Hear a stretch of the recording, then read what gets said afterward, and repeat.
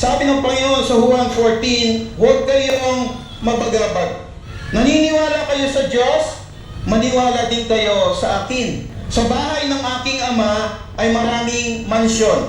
Kung hindi ito totoo, sasabihin ko ba sa inyo, pupunta ako doon upang ipaghanda ko kayo ng inyong matitirhan?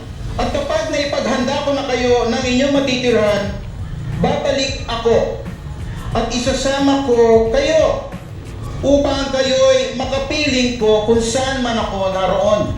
Sabi sa kanya ni Tomas, Panginoon, hindi namin alam kung saan ka pupunta. Paano namin malalaman ang daan?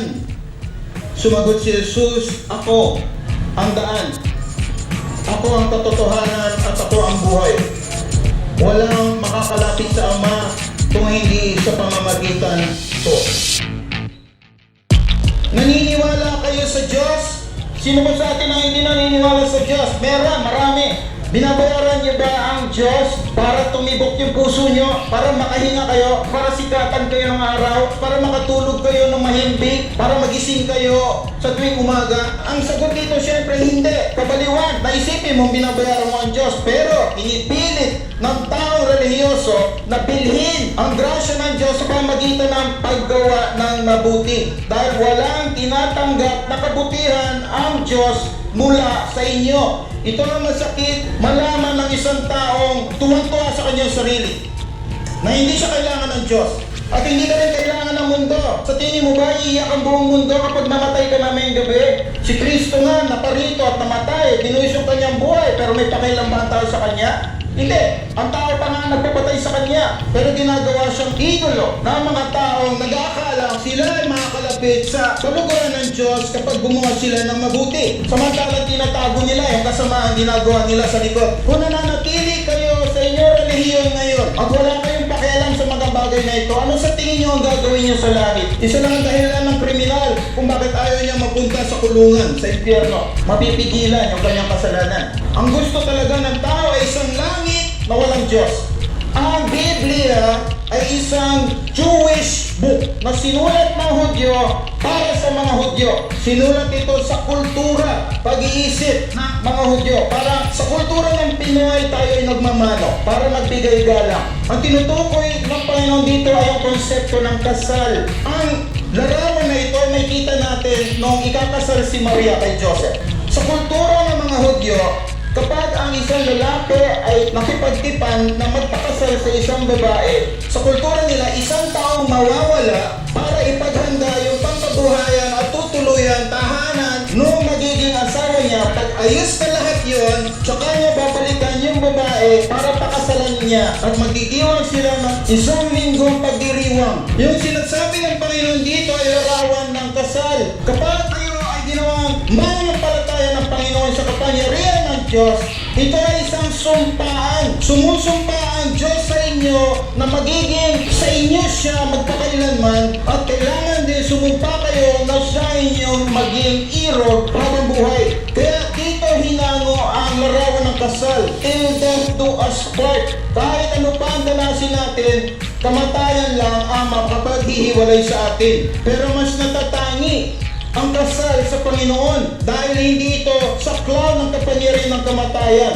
Kaya nga sabi ng Panginoon, I hate divorce. Kinasusuklaman ko ang hiwalayan. Hindi ito kasama sa disenyo ng Diyos ang hiwalayan. Ang tao kaya nakikipaghiwalay sa asawa ay dahil hindi niya nakukuha yung gusto niya nung nagpakasal siya. Marahil ang gusto niya doon sa kanyang asawa ay isang magandang buhay, isang marangyang buhay, isang mayamang buhay. Pero dahil hindi niya nakuha at may ginustong iba, yung kung sino man doon sa dalawa, nauwi ito sa hiwalayan.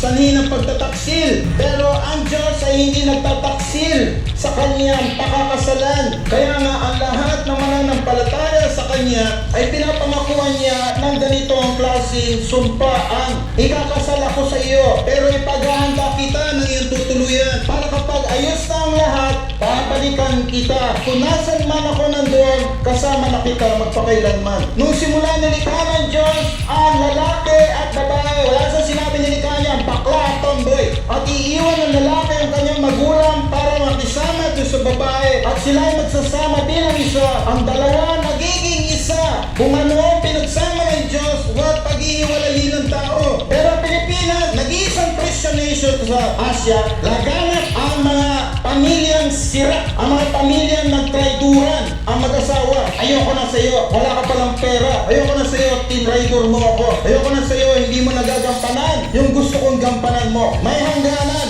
ang kayang sumpa ng tao. Gusto nyo bang magkaroon ng isang Diyos na hindi nyo mapapagkatiwalaan? Gusto nyo ba ng Diyos na hindi maasahan? Gusto nyo ba ng isang uri ng Diyos na ngayon ililigtas kayo, tapos pag nagkasala kayo, di na. Ayoko na sa'yo, hiwalay na tayo. Ang napakalaking bagay na ang Diyos ay tapat magpakailanman. Kung si Pilato ay nagsabing, kung isinulat ko, yun na yun. Lalo na ang Diyos. Kung ano ang aking binitawan, hindi ko binabawi yun. Alam ko kung bakit ko binitawan ang salitang ito.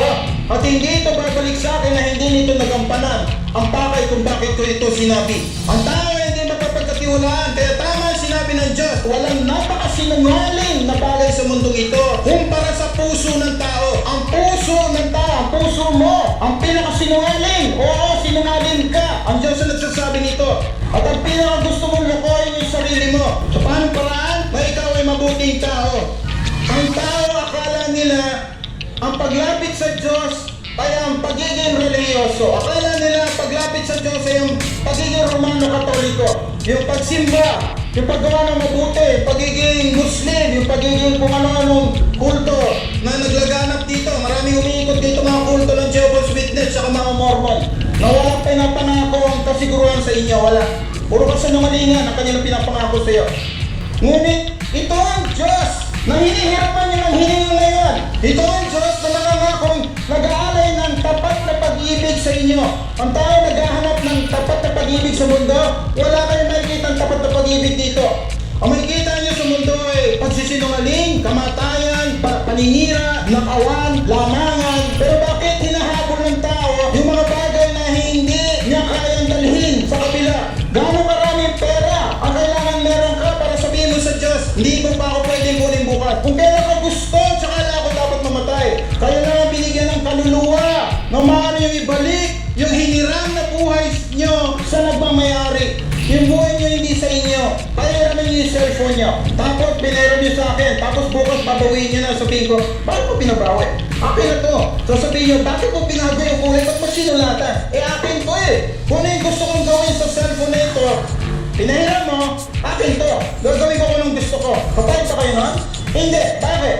Kayo yung bumayari. Bakit sa tingin nyo kayo pa nagmamayari ang buhay nyo? Kayo ba ang pumili na, Lord, gusto ko na ipanganak sa taon na ito. Lord, hindi ko pa gusto mamatay sa taon na ito. Wala kayong kayang gawin. At wala kayong kayang ihandog sa Diyos na tatanggapin niya. Kahit gaano kataas tumalon ng isang langgam, hindi niya maabot ang ulap. Kahit gaano karami kabutihan ang gawin mo, hindi ka tatanggapin ng Diyos. Kaya nga kailangan ang Diyos ang gumawa ng paraan para makalapit ka sa Kanya. Tignan niyo kung gaano kaganda yung larawan ng kasal. Larawan ng isang tunay na Kristyanismo na binaboy ng tao at ginawang mababaw na relihiyon. Nahiwalay ang puso. Nagpakasal ka sa asawa mo pero hindi mo siya mahal. Sumusunod ka sa Diyos na hindi mo kilala. Na nangangako kang wala kang ibang iibigin o itatangi sa buhay na ito kahit sa sarili mo, kundi na sinusumpa mo na gagawin mo siya ng kabutihan na parang gagawin ng isang tunay na babae sa kanyang minamahal na asawang lalaki. Paano pag tinraidor ka, pag-ibig mo? E di ayaw mo na. Pero ang pag-ibig ng Diyos, ilang beses mo na siyang tinraidor, nananatili pa rin siyang mabuti sa iyo. Ito nga ang kamangha-mangha sa mabuting balita. Na ang Diyos ay umiibig ng taong galit sa Kanya. Di mo ba kakasalan ng isang taong galit sa iyo? Pakakasalan mo ba ang isang taong hindi mo kilala? Paano mo sasabihin, iniibig mo ang Diyos na hindi mo kilala? Lumalakad ka ba na alam mo araw-araw may sumpaan kayo, kaya sisikapin mo, hindi ka madungisan ng mundo. Alam mo naman ba magpakasal ka doon sa lalaki na mananatili ka pa rin dalaga at makikipag-boyfriend ka pa rin sa iba. Pero ganito ang ginagawa ng tao. Akala nila na sa pagiging relihiyoso nila ay maaari sila mabuhay sa mundo. Hindi nila naunawaan na ang pagsunod kay Kristo ay ang pagsumpa sa Kanya sa kasal. Hindi ka maaari sumunod kay Kristo kung hindi ito magpasawalang hanggan. Kung hindi ito buong buhay mo kapalit. Dahil ibibigay niya ang buhay niya para sa iyo, para ikaw ay mabuhay. Ano ibibigay mo sa Kanya na kailangan niya? Ano ibibigay mo sa Kanya na makakadagdag sa Kanyang pagka-Diyos? Meron? Kulang ba siya kung wala ka? Pero binibigay niya yun. Yun ang kabutihan ng Diyos. Binibigay niya yung pinakamabuti sa tao, yung sarili niya. Magpapakasal ba kayo sa inyo asawa dahil may pera siya? Dahil gano'n ang ginagawa ng tao, susunod sa Diyos kasi may kailangan siya. Susunod sa Diyos, magpapakasal sa isang lalaki, hindi niya alam kung bakit siya kasal sa lalaki niyo, kaya wala yung puso niya, kasal siya. Religyoso siya. Pero marami siyang ibang gusto. Sabi ng Panginoon, kung nasa nandoon ang inyong puso, nandoon ang iyong kayamanan. Kung ang inyong puso ay nasa asawa mo, siya ang iyong kayamanan. Sumasama ka sa kanya, nagpapakasal ka sa kanya, sabi niya, wala akong pera. Hindi, mahal kita. Sinasabi ng tao, wala akong kayang ibigay sa iyo ha. Ganito yung sinasabi ng Diyos sa atin. Hindi, mahal kita. Ako ang magbibigay sa iyo ng aking buhay. Wala kang kayang ibigay sa akin. Wala kang kayang gawin para ibigin kita. Wala kang kayang gawin para mawala ka sa pag-ibig ko. Iniibig ka ng Diyos dahil ang Diyos ay pag-ibig.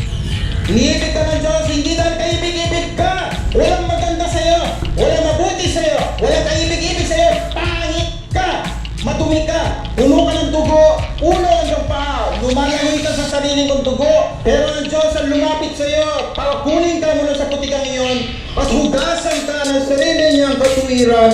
Gamitan ka, iuwi ka, pakasalan ka, sumpaan ka ng tapat na pag-ibig at ipamana sa iyo lahat ng Kanya. Kaya nga sinasabi ng Panginoon, kapag iniibig niyo ang mundo, kalaban ko kayo. Pero kung iibigin niyo siya, kalaban kayo ng mundo. Pag kayo nagpakasal, hinihindihan niyo ang lahat ng ibang babae o lalaki sa mundo. Hindi na ako pwede sa iyo dahil nakakita ko na ang wagas na pag-ibig. Wala kayong pag-ibig na makikita sa mundong to na may kukumpara niyo sa pagkadalisay at linis at ganda at tapat ng pag-ibig ng Diyos.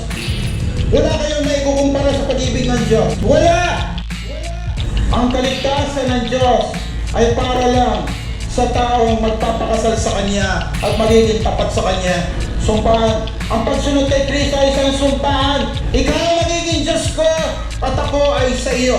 Lahat ng mga dati ko sinusundan sa mundo, ano ba na bigay na pag-asa nito sa akin? Paano kayo makakapamuhay ng buong kagalakan, buong katapatan sa inyong Diyos kung wala siyang binibigay na pag-asa sa inyo?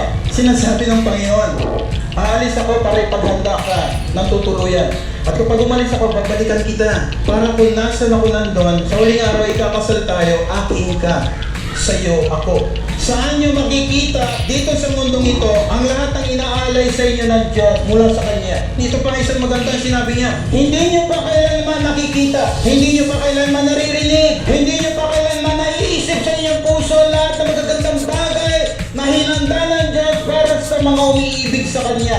Iniibig mo ba ang Diyos? Iniibig niyo ba siya? Ang lahat ng ginagawa niyo ay dahil sa pag-ibig niyo sa Kanya o dahil sa reliyon niyo. Madaling magpakasal na hindi kasama yung puso. Madaling magtrabaho na hindi binibigay yung puso mo sa trabaho mo. Magtatrabaho kasi may sweldo. Hindi dahil mahal na mahal mo yung employer mo. Sino bang tao namatay para sa inyo? Sino bang tao ang pinako sa krus para sa inyo? Kailan ba namatay pa yung magulang niyo para sa inyo? Walang tao makapag-aalay sa inyo ng buhay na walang hanggan. Yung bang pinaniniwalaan yung relihiyon ngayon ay pinananatilihan nyo dahil iniibig nyo ang Diyos o dahil sa akala nyo sa paggawa nyo ng kabutihan, meron kayong makukuhang kapalit. Hindi tayo nilapitan ng Diyos na iniisip ng Diyos na meron siyang makukuha sa atin. Wala! Pero nilapitan tayo ng Diyos at niligtas tayo ng Diyos, hindi dahil kaligtas-ligtas tayo, kundi dahil siya ay tagapagligtas. Iniibig niya tayo, hindi dahil kaibig-ibig tayo, kundi dahil siya ay pag-ibig. Pinapatawad niya tayo, hindi dahil dapat tayong patawarin, kundi dahil siya ay likas na mapagpatawad. Wala kang kayang gawin